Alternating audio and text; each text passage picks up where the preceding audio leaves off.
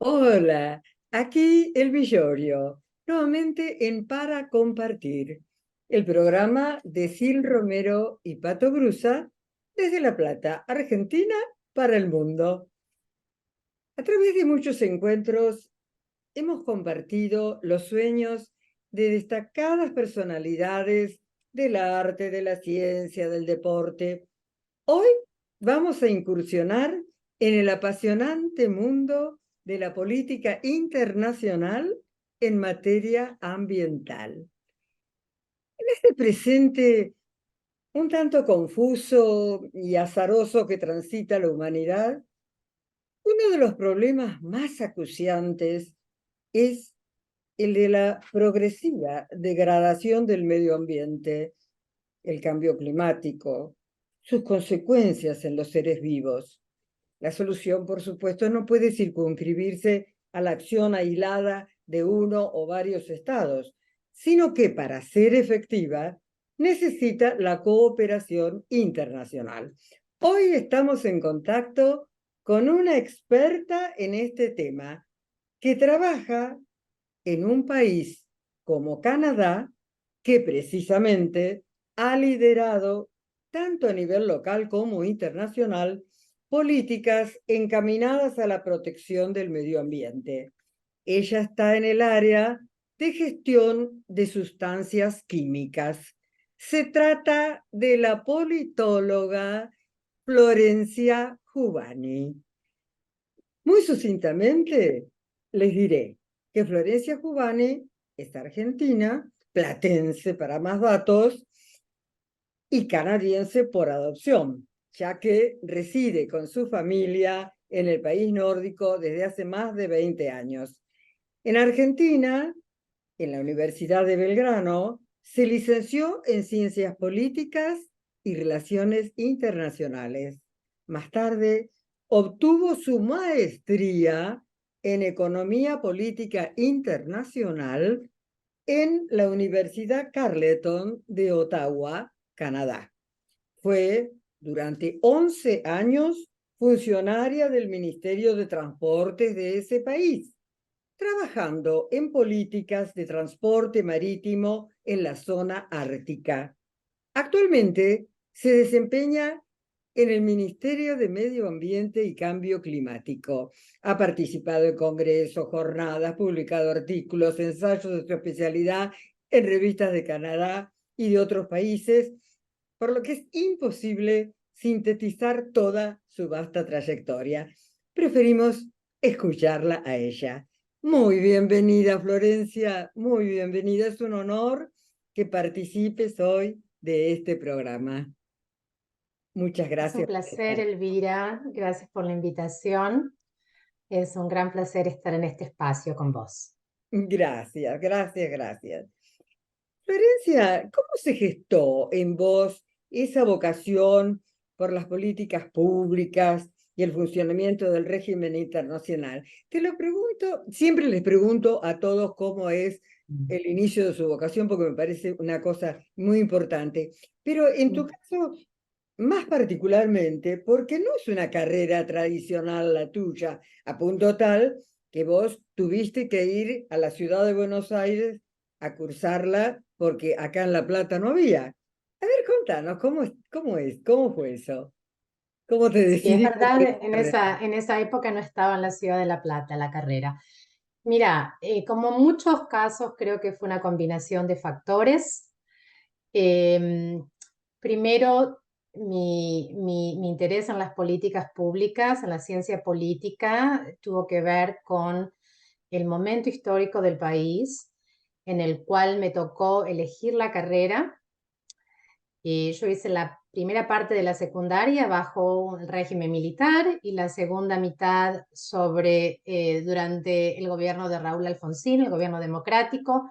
Así que fui parte de la ebullición en conciencia ciudadana e interés en el gobierno y cómo se organizan los estados. Fue parte de ese momento.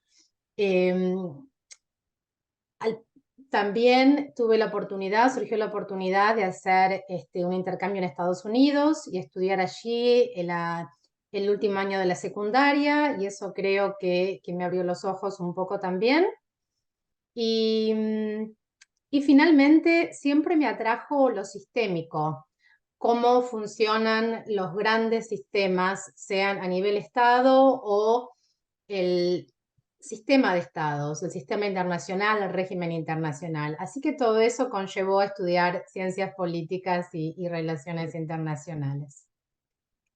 A veces en la vida, qué sé yo, hay momentos clave, ¿no? Entre comillas, por llamarlo de alguna manera, que definen o influencian el rumbo profesional. Es decir, como un punto de inflexión. ¿A vos te ocurrió algo así? Sí, más de una vez. Me imagino que a vos también, Elvira. Mira, se me ocurren dos o tres. A ver, decir. Una, una fue cuando, que fue realmente muy definitoria, cuando fui a la embajada canadiense a gestionar todo el papeleo para venir a Canadá. Esto era pre-internet prácticamente, así que habían folletos de distintas organizaciones y había una sobre FOCAL, la Fundación Canadiense para las Américas, que me pareció muy interesante. Hablaban de fomentar los vínculos políticos, económicos, sociales, culturales entre Canadá y América Latina. Yo dije, qué interesante esto, voy a ver un poquito más, y la contracara del folleto había pequeñas notas biográficas de las personas que trabajaban ahí, 6 o 7, y un poquito sobre su historia, y noté que todos habían ido a la misma universidad y habían hecho y al mismo instituto dentro de esta universidad, que era el Instituto de Relaciones Internacionales de Norman Paterson, dentro de la Universidad de Carleton. Y dije, bueno, si quiero trabajar acá, tendría que ir a este instituto. Fue una lógica muy simplista, pero funcionó. Y cuando llegué a Canadá, a los 2 años, preparé todo ¿no? la propuesta de admisión o de la application, y para este instituto al que pude entrar y hacer la maestría ahí de política internacional. Y hacia el final de la maestría, esta es la segunda punto de inflexión, un profesor que no tenía nada que ver con América Latina, una clase de desarrollo en África, me parece, dijo, hasta el final de la clase, dijo, eh, voy a hacer un proyecto conjunto con FOCAL, la Fundación Canadiense para las Américas, en movilidad laboral, en el NAFTA, en el mercado en Norteamérica, y estamos buscando un asistente de investigación para trabajar en FOCAL con nosotros. Ahí Qué se me bueno. prendieron las luces. Yo que era en esa época muy tímida, de bajo perfil, me paré y fui y le dije, yo soy la persona que usted está buscando. Qué bueno. Sí, yo hablo español, esto y aquello, varias cosas que él quería, que buscaba. Y eso me permitió, primero con esta asistencia y con este pequeño contrato, entrar a esta fundación que me interesaba. Y Qué cuando después apertura fui de interesante. contrato a contrato, y cuando una vacante ingresé y terminé trabajando como 11 años ahí. Sí. Ese fue, que era una ONG, ¿no? Fue mi primer trabajo, digamos, profesional en Canadá, después de la maestría. Así que existen esos puntos de Sí, inflexión, son que importantes. marcan, Terminan todo después un futuro, ¿no? tal Decime una cual. cosa, Florencia, visualizando así un poco tu trayectoria profesional, es dable observar una inclinación hacia una temática en particular, que es la temática del medio ambiental. ¿Hubo alguna circunstancia en especial que te impulsó a profundizar este tema o se dio así? ¿Cómo fue? A ver. Mira, sinceramente caí por accidente en este tema. Dicho esto, una vez que ya hace varios años que en el gobierno canadiense, independientemente de el tema en que estés, la protección del medio ambiente ya pasó de ser algo deseable a instalarse como una dimensión obligatoria de toda política pública.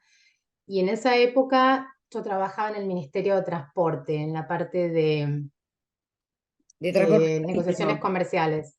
Sí, sí. Y surgió una oportunidad en el ámbito de transporte marítimo. Sí, sí, sí. Y fue ahí que tuve mi primera exposición, mi primer trabajo en el área de medio ambiente. Eso era en la zona ártica canadiense, ¿verdad? Claro, claro, claro, exactamente. Era transporte marítimo en un contexto ártico, del Ártico del norte de Canadá. Porque vos lo que Y me decís de transporte marítimo, justamente ujú, esa zona ártica se vincula al impacto ambiental de la navegación en esa zona, ¿no es cierto? ¿Qué me podrías decir de eso? Es muy importante, ¿no? tal cual, tal cual. Bueno, el telón de fondo de este trabajo es el cambio climático y el hecho de que, bueno, tanto el Polo Norte como el Polo Sur se están calentando al doble del ritmo del promedio global.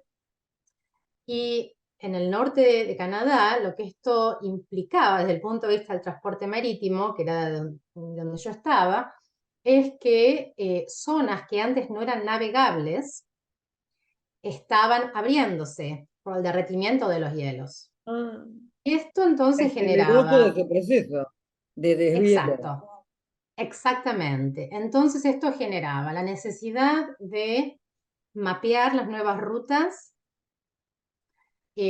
Los mapas que existían no estaban a los estándares cartográficos modernos, para empezar, y ahora se estaba ampliando las vías navegables, y entonces había que encontrar una forma de garantizar la integridad o la seguridad para los navíos, porque había que mapear dónde había hielo, dónde no había hielo, dónde había obstáculos, dónde había este, eh, navíos hundidos, etcétera, etcétera, pero a la vez hacerlo de una forma que tuviera en consideración el medio ambiente y en particular ecosistemas frágiles que estaban siendo perturbados por el Ah, derretimiento del hielo. Por ejemplo, sí, te doy un ejemplo. Hay una manada en particular, una especie en particular de caribúes, que son unos renos, ¿no? sí. Que cuentan con puentes de hielo para que las manadas migren de una zona a la otra. Entonces, se trataba de crear corredores que durante la época que estos renos traspasan, no pasaran navíos, que el navío con el No les rompehielo pueda afectara en ese romper el momento. puente de hielo. ¿Me entiendes? Así que muy interesante, porque había elementos medioambientales, fue en conjunto con la Guardia Costera, con el Ministerio de Pesca y Océanos, había una dimensión jurisdiccional, porque son distintas provincias y territorios, había un componente humano también importante, porque hay comunidades indígenas todo a lo largo, económico. La verdad, fue uno de los proyectos más interesantes en los que tuve la oportunidad de contribuir, de participar. Ya sabes que, bueno, justo vos nombraste lo humano. Yo desde que era chica que leí El país de las sombras largas, me quedé impactada con los inuit, los Ujú, esquimales. ujú, Tengo entendido que ujú. todavía están los inuit, los esquimales, allí viviendo, a pesar de que es una zona inhóspita o lo que fuere, y están preocupados precisamente por esta problemática que los afecta a ellos. A ver, ¿qué nos podés decir de eso? Sí, sí, por supuesto. La intrusión de Sí, los buques rompehielos, por ejemplo, a ellos les está sí, destruyendo su propio lugar.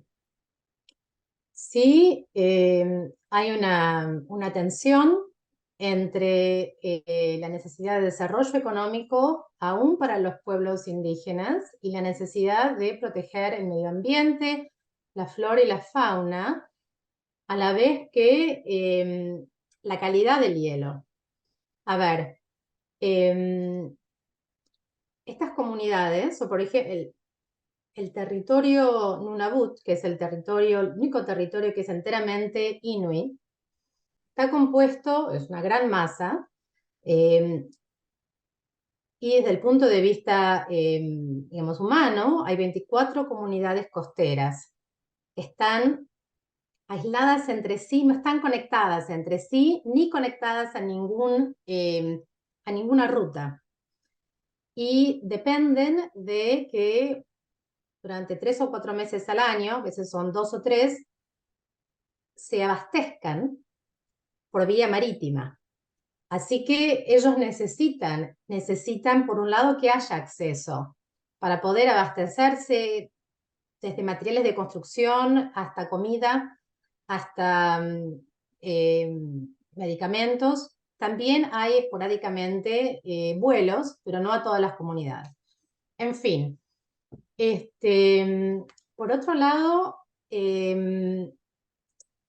necesitan que el hielo permanezca, porque es sobre el hielo que pueden cazar, porque necesitan que el hielo sea sólido. Ahora el hielo está el permafrost, que es eh,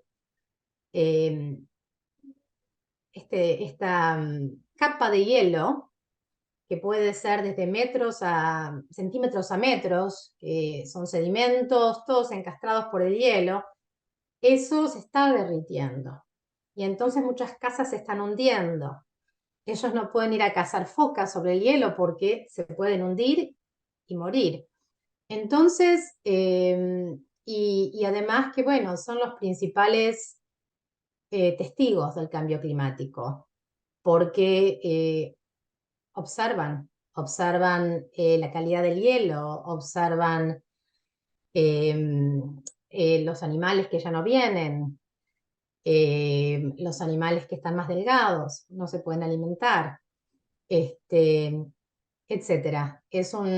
Hay un libro, vos que hablaste de libros, te recomiendo un libro que se llama El derecho a tener frío. Ay, no me digas. El derecho Sí, a tener a frío. tener ¿Quién lo frío, escribió? escrito por una mujer inuit que se llama Sheila Watts Cloutier, ¿Cómo que repetime el justamente nombre? ella creció, Sheila Watts Cloutier, Ah, el derecho a tener frío. Entonces ella habla de la importancia cultural del frío para los inuit, ahí sí. cómo está ligado a su supervivencia, a sus costumbres, estilo de vida, mucho vinculado a la casa. La casa, que es la fuente no solo de alimentos, sino también de vestimenta y es el momento de transmisión cultural entre los padres a los hijos cuando van a casar, ¿no? Se enseña la paciencia, no solo técnicas de casa, eh, cómo se prepara la comida, etcétera. Y esta mujer que te cuento, la autora de este libro, empezó como, en cierto sentido, activista en su propio medio y desarrolló una carrera muy importante, llegando a ser la presidenta del Consejo del Ártico, la representante canadiense. Es un libro fascinante que habla Una de la vida gran en el defensora norte. de... Claro. Exacto, las dimensiones naturales, a la vez que la dimensión política, no solo local, nacional, internacional. Realmente muy maravilloso el libro. Qué interesante que vos, a pesar de estar en el Ministerio de Transporte, tuviste eso que tenía que ver con Mm. el medio ambiente. Y ahora que vos estás en el Ministerio de Medio Ambiente y Cambio Climático, te has dedicado a coordinar las actividades internacionales en el área de gestión de sustancias químicas. ¿En qué consiste esa coordinación que vos tenés a tu cargo? Bueno, es un trabajo un poquito distinto. Eh, Claro, Se trata de de distintos ángulos. conectar gente, se trata de coordinar actividades de colaboración, tanto a nivel bilateral como multilateral. Cuando hablo de actividades de colaboración en gestión de químicos, me refiero a compartir información sobre ciertas sustancias químicas entre Canadá, por ejemplo, y Estados Unidos o la Unión Europea, resultados de evaluación de riesgo, desarrollo conjunto de metodologías para la evaluación de riesgo. Por ejemplo, ahora un tema que es de gran crecimiento son las que se llaman NAMS, que son las nuevas metodologías o nuevos enfoques metodológicos que para reemplazar al testeo en vivo o en vitro. Y es en sílico, o sea, a través de computación, ¿no? Son Sí, proyecciones. agilizar el, claro. Y de esta forma hay menor uso de testeo en animales vertebrados y se puede hacer mucho más rápido porque son proyecciones computarizadas. Y bueno, esto es una zona de crecimiento que a Canadá le importa. Bueno, todos los países están de alguna forma trabajando en estos temas. Y bueno, no, mi rol es simplemente conectar a los científicos y a los técnicos canadienses con sus pares en otros países, eh, pero sobre todo el trabajo que hacemos o que yo participo es en la organización de cooperación y desarrollo económico en la OCDE, que allí es la gran cocina de todo esto. Se juntan todos los técnicos, todos los científicos, se intercambian buenas prácticas, se intercambian enfoques, se comparten problemas. Es un trabajo técnico muy importante, que se benefician no solo los países que participan, sino todos los países, porque toda la producción técnica es de libre acceso. Entonces, es un trabajo importante Sí, ya lo que creo. se realiza Florencia, me la gustaría que especificaras un OCDE. poco el tema Sí. de las sustancias que vos tenés, el tema de la gestión de esas sustancias, porque hay Ujú, sustancias químicas nocivas en la naturaleza y también las que ujú. fabrica el hombre. ¿Cuáles serían esas a las que vos te estás dedicando? Em, ambas, ambas. Yo estoy en la zona de evaluación de riesgo, ¿no? La identificación de las sustancias que son tóxicas. Ya sé, pero ¿son fabricadas por el hombre o están en la naturaleza? O cualquiera. Principalmente son fabricadas por el hombre, son sustancias sintéticas que las empresas que importan o que producen eh, solicitan autorización. Decime una Y cosa, entonces, ¿en qué se emplean esos químicos? eh, principalmente usos industriales. Y No, sí, usos industriales. Y hay un grupo de sustancias sí. que están generando muchísimo interés. Esto no es nuevo, pero hay un foco en este momento, un foco de atención. Se llaman las PFAS. Son las polifluoroalcalinadas y las perifluoroalcalinadas. Son una familia de Una sigla sustancias eso. sintéticas que están presentes por todos lados y en todo el mundo. Son altamente persistentes y eso es la característica principal, la propiedad principal, son altamente persistentes, por eso se lo llaman las sustancias eternas. Chemical Forever, ¿no? Exacto, de Forever Chemicals, porque prácticamente no se degradan y se encuentran en el aire, en el suelo, corrientes subterráneas, en los océanos, en la sangre, en el agua. Eso Entonces, son puede afectar sustancias, la salud del ser humano. absolutamente, ¿No? absolutamente. Son sustancias que hay más y más conciencia y hay esfuerzos conjuntos con la industria y los gobiernos en encontrar sustitutos para estas sustancias que tienen propiedades muy atractivas. En particular, repelen el agua y la grasa. Entonces, por El agua. ejemplo, están presentes en las sartenes antiadhesivas de teflón, están Ujú. presentes en cosméticos que son En a prueba cosméticos. de, Ah, exactamente, cosméticos. en ropa, en textiles, sí, todo tipo de cosmético que sea todo lo que es impermeable, repele el Claro. agua, en envolturas de comidas, ¿viste? Cuando vos compras comida para llevar, que la ponen en una cajita que tiene como una cera dentro que repele la grasa, que mantiene la comida. Entonces, eh, la OCDE y también a Canadá, Estados Unidos, la Unión Europea, están dedicando muchos recursos a entender dónde están presentes estas sustancias, qué sustitutos existen,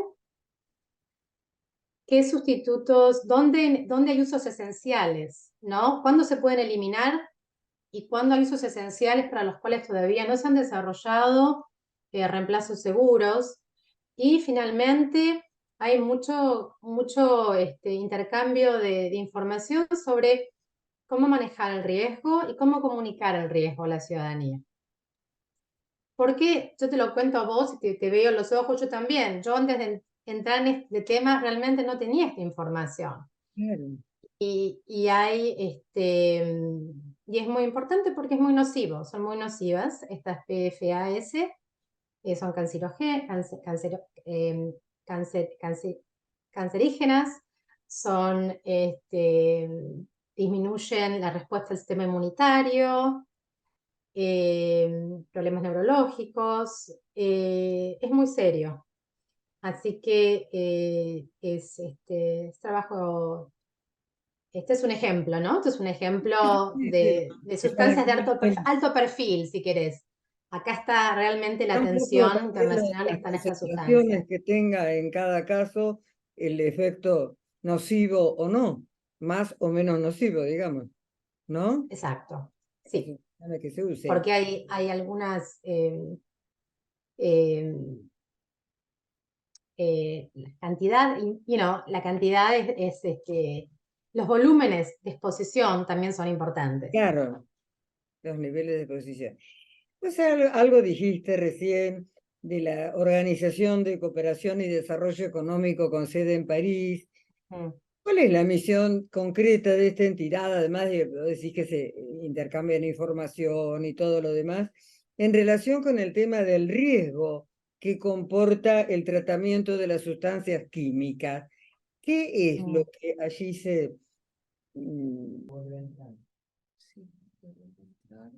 Me parece que tenemos un pequeño inconveniente técnico que no escuchamos lo que nos dice Florencia Jubani desde Canadá.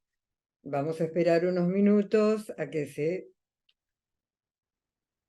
Bueno, aquí Disculpa, estamos de Elina, nuevo. problema técnico. Sí, Acá te estoy de escucho, vuelta. Florencia. Estábamos hablando sobre la OCDE y qué pasa en la OCDE, qué es lo que, de qué se ocupa en materia de sustancias químicas. Esa era la idea. Bueno, la OCDE se organiza en comités según temas, así que, y grupos de trabajo. Así que el Comité de Químicos y Biotecnología, CBC, concentra toda la actividad técnica en cuestiones de sustancias químicas. Y hace un poco lo que te explicaba, es el compartir peso de la investigación científica. Trabajemos juntos, colaboremos, traigamos juntos nuestros recursos y desarrollemos juntos nuevos métodos para evaluar el riesgo y también para mitigar el riesgo. La piedra fundamental del trabajo químico en la OCDE es el sistema MAD, que es la aceptación mutua de datos y resultados de laboratorio. ¿Qué es esto? Esto es técnico, pero es fascinante, porque se trata de elaborar parámetros para trabajo de laboratorio, al que si todo, entonces se establece confianza en los resultados de unos y de los otros. Entonces, cada país no necesita repetir el mismo estudio. Puede aceptar el estudio hecho en otro país porque se sabe que se comparten las reglas, se comparten los estándares, se comparte la calidad en las prácticas de laboratorio. Entonces, este sistema de aceptación mutua genera muchísima eficiencia, Claro. muchísimos ahorros para los países, para los gobiernos y para las empresas, porque no tienen que repetir Colaboración estudios. mutua, claro. Exactamente. Y también disminuye la necesidad de hacer test sobre animales, que es que hay un movimiento mundial para bajar el nivel de la necesidad de hacer testeo sobre animales. Pero otra dimensión muy importante del trabajo de la OCDE es la asistencia técnica. Entonces, la asistencia técnica a países que todavía no tienen un sistema propio de gestión de manejo de químicos. O bien no tienen un sistema o no tienen un marco legislativo o regulatorio para, para dar origen a ese sistema o régimen de sustancias químicas. Entonces, la OCDE a veces pide a los países que son miembros, como Canadá, podés asistir a un país tal que ha pedido ayuda. Siempre, por supuesto, tiene que haber una solicitud, ¿no? A diseñar su sistema, diseñar su ley comprensiva de sustancias químicas o armar un régimen eh, y es una dimensión muy Un importante. protocolo de actuación conjunta. Exactamente, exactamente. Y este tipo de trabajo, la cooperación en cuestiones químicas es esencial porque los químicos no se quedan dentro de las fronteras de un país. Los químicos se trasladan, se transportan a través del medio ambiente, a través de corrientes de la atmósfera, a través de los ríos. Así que, y además también se trasladan a través de importaciones y exportaciones de productos que contienen sustancias químicas. Y a veces esos productos vienen de países que no tienen un sistema de control de riesgo de los químicos, pero vos estás importando el producto. Y es por esto que la cooperación internacional en este tema es Fundamental. fundamental, fundamental, Ya para lo mantener la salud humana y también la salud del medio ambiente. Dime una cosa, Florencia, y Ujú. nivel de cooperación de los ciudadanos, es decir, individual, ¿qué pueden aportar los ciudadanos en materia, por ejemplo, se me ocurre a mí, quién sabe, es un disparato, ¿no? De disposición de residuos peligrosos, como son las pilas, los envases plásticos, otros objetos que no son degradables. Mm. ¿O qué otras acciones puede hacer individualmente, podemos hacer individualmente cada uno de nosotros para poder morigerar esto o colaborar de alguna forma? ¿Qué te parece? Me parece que la acción individual es fundamental. El ejemplo que acabas de dar, Elvira, el de las pilas, es muy bueno, porque las pilas son, contienen muchas sustancias químicas y metales pesados, muchos de ellos tóxicos, otros no, Y, por ejemplo, eh, el reciclaje de las pilas, a mí me encanta el ejemplo, porque tiene una dimensión social, una dimensión económica, una dimensión individual. Vos fijate que si vos la pila no la reciclás de forma adecuada, la tirás en tu basura, en tu tacho de basura, es flamable y también puede despedir metales, puede despedir químicos tóxicos como puede ser el mercurio o el plomo. Y si va al basural, esas sustancias Contamina. entran en el suelo, entran en el agua y Mm, sabemos que después contaminan los ríos, sabemos que los peces consumen el mercurio que después comes el pez. Eh, a la vez, por otro lado, contienen, entonces si vos la reciclás bien, contenés todo este cóctel de químicos, los contenés en la pila. La pila también eh, tiene sustancias que no son, que son reciclables, se pueden volver a usar, como el litio. El litio es un recurso no renovable, no, que es esencial para la transformación a una economía verde. El litio es necesario para las baterías de los autos eléctricos y sabemos que es un recurso finito. Entonces, te das cuenta de la importancia que tienen los individuos y si vos llevas la pila a un centro de reciclaje, claro, es mucho más económico extraer el material reciclable de la claro, pila claro. que minar para litio, transportar el litio, refinarlo. Entonces, haciendo esto, vos también estás manteniendo el precio de la pila a un costo accesible. Así que por donde lo mires, tiene mucho sentido seguir los protocolos de reciclaje, por ejemplo, de la pila. Claro. Como decíamos al comienzo, se considera a Canadá como un líder en promoción de acciones para proteger el medio ambiente y también para proteger los océanos del mundo. Además de Canadá, en el Ártico hay varios estados que poseen territorios en la región, creo que son 6 o 7 países. ¿Se pueden compatibilizar los intereses de ellos en cuanto a esta protección que se pretende?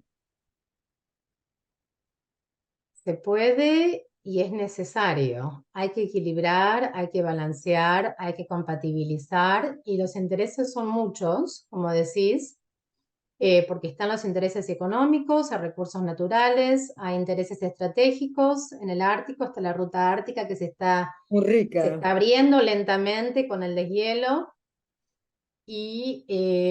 Pero sí, hay tensión entre estos intereses, como te decía antes, la tensión entre el desarrollo económico y la protección medioambiental, que a veces dentro de una misma comunidad se juegan estas tensiones. Nosotros cuando estábamos en el proyecto de los corredores del Ártico, teníamos conversaciones con estas comunidades aisladas que decían, sí, Ah, queremos proteger las ballenas, las focas, los osos polares, pero a la vez necesitamos trabajo. ah, Estamos aislados, necesitamos ingresos, necesitamos vestir a nuestros hijos, mandarlos a la escuela. Así que sí, es una tensión permanente entre estos intereses a nivel comunidad, Estado e internacional. Por eso existe eso, te comentaba, el Consejo del Ártico, sí, donde todos estos donde que países, está que la creo que señora son esa que 6, 7, escribió el libro. 8, exactamente, Sí, exactamente, y es una presidencia rotativa, pero es en este foro donde se intenta cooperar y encontrar soluciones, conciliar todos los intereses compatibilizar y todo eso. exactamente, exactamente. Gloria, si vos, bueno, recién que te referías a estas sustancias, las PFAS, yo en alguna Mm. oportunidad he visto en algunos productos textiles una etiqueta que dice libre de PFAS o libre de flúor. ¿Esta es una exigencia que a las fábricas se les impone? El tema del etiquete, de transparencia, digamos, en los contenidos, eh, es regulada por cada jurisdicción. Claro, claro. En- Exactamente. Bueno, este, muchas lo exigen, otras no. claro. Bueno, para finalizar, esto que la verdad que me ha encantado, nos has ilustrado en una forma fantástica sobre temas tan importantes y con tanta claridad. ¿Qué te gustaría agregar a lo que hemos hablado? ¿Qué propuesta? ¿Qué se te ocurre? ¿Y cuáles son tus planes de futuro? Am, bueno, empiezo por la segunda que es más concreta. Este, Se ha yo atormentado con cosas. Tú. Em, bueno, siempre está esta dialéctica entre la continuidad y el cambio. Y yo creo que para mí lo que sigue es cambio en la continuidad. Me gustaría quedarme donde estoy por un tiempo más. Me gustaría quedarme en el Ministerio de Medio Ambiente, Ay, porque bueno, realmente tiene con mucho una misión, afecto. sí, una misión tan importante y tengo tanto por aprender. Y por aprender y me gustaría seguir contribuyendo en estos temas. ¿Qué me gustaría agregar en, digamos, a gente que esté pensando en hacer esta carrera? ¿Cuál es la idea? Estoy Sí, pensando, eso, ¿no? Que justamente. ¿Qué consejo en la alguien que quiere premisa de hacer tu esta parte programa, práctica? ¿no? Que es compartir el Sí, sueño. exacto, Eh, que es compartir el sueño y cómo pasar en cierto sentido del sueño a la acción, ¿no? Que exacto. a veces la suerte lo hace solito y a veces hay que ayudar a la suerte. Eh, A veces hay que buscarla. tal cual, tal cual, tal cual. Eh, sí, yo lo que te puedo decir, lo que diría, ahí vamos, estar abierto a aprender cosas nuevas, siempre.